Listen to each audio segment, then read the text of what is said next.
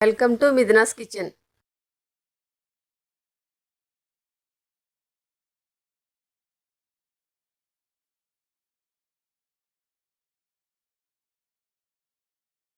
ఈరోజు వీడియోలో నేను మీకు కాకరకాయ కూర చేసి చూపిస్తానండి.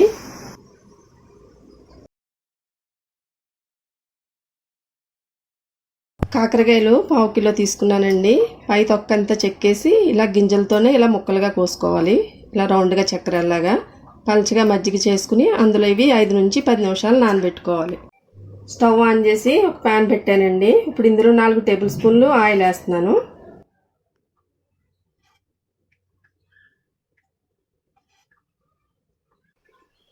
ఆయిల్ వేడెక్కిందండి. ఇందులో ఒక 1/2 టీ స్పూన్ ఆవాలు,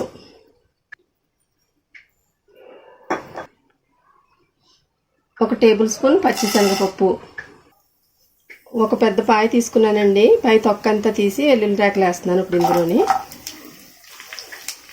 స్టవ్ మీడియంలో పెట్టుకుని ఇవన్నీ వేయించుకోవాలండి.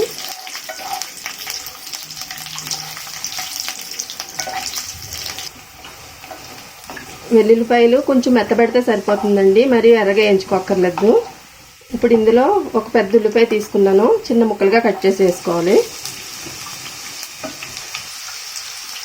కొద్దిగా కరివేపాకు. ఇప్పుడు ఇదంతా ఉల్లిపాయ కొంచెం మెత్తబెడితే సరిపోతుంది, అంతవరకు వేయించుకోవాలండి.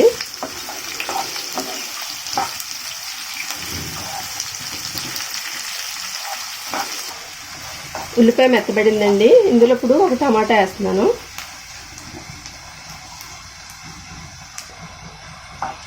ఇది కూడా టమాటా కూడా కొంచెంసేపు మగ్గించాలి.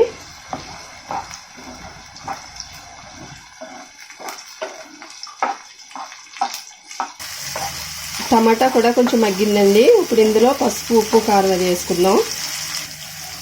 1/2 టీ స్పూన్ పసుపు, 2 టీ స్పూన్ కారం, 1 టీ స్పూన్ ధనియాల పొడి, రుచికి సరిపడా ఉప్పు. ఇవన్నీ ఒక 2-3 నిమిషాలు ఇలా బాగా వేయించుకోవాలండి.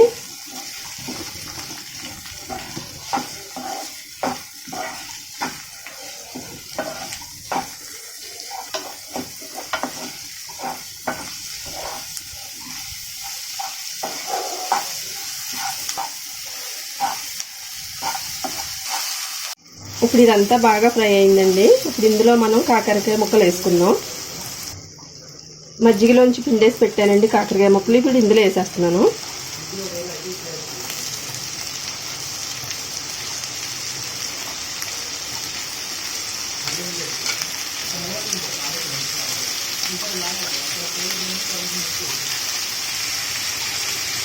ఇప్పుడు ఇదంతా బాగా కలుపుకోవాలి.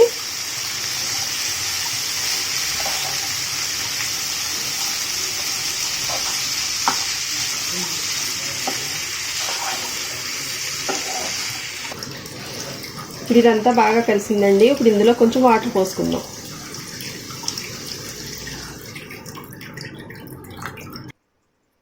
ఇప్పుడు ఇదంతా బాగా కలుపుకుని మూత పెట్టుకోవాలండి.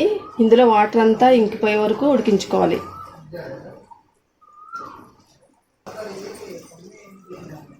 మూత పెట్టేసి స్టవ్ మీడియంలో పెట్టుకోవాలండి. మూత తీసి చూద్దామండి. ఇందులో వాటర్ అంతా ఇంకిపోయింది. ఇప్పుడు మనం ఇందు మీద మూత పెట్టుకోకూడదండి. ఇంకా ఇది మంచి కలర్ వచ్చే వరకు ఫ్రై చేసుకోవాలి. ఇలా గ్రీన్ కలర్లో ఉంది కదా, ఇదంతా కలర్ మారిపోతుంది మొత్తం. అప్పుడు వరకు ఫ్రై చేసుకోవాలి. ఆయిల్ సరిపోకపోతే కొంచెం వేసుకోవచ్చు. ఇప్పుడు కాకరకాయ కూర రెడీ అయిందండి. ఇలా వేయించుకుంటే సరిపోతుంది. కావాలంటే మీరు ఇంకా ఎర్రగా కూడా వేపుకోవచ్చు. ఈ కర్రీ రైస్లో బాగుంటుందండి. మీరు ట్రై చేసి చూడండి. నచ్చితే నా ఛానల్ని లైక్ చేయండి, షేర్ చేయండి, సబ్స్క్రైబ్ చేయండి.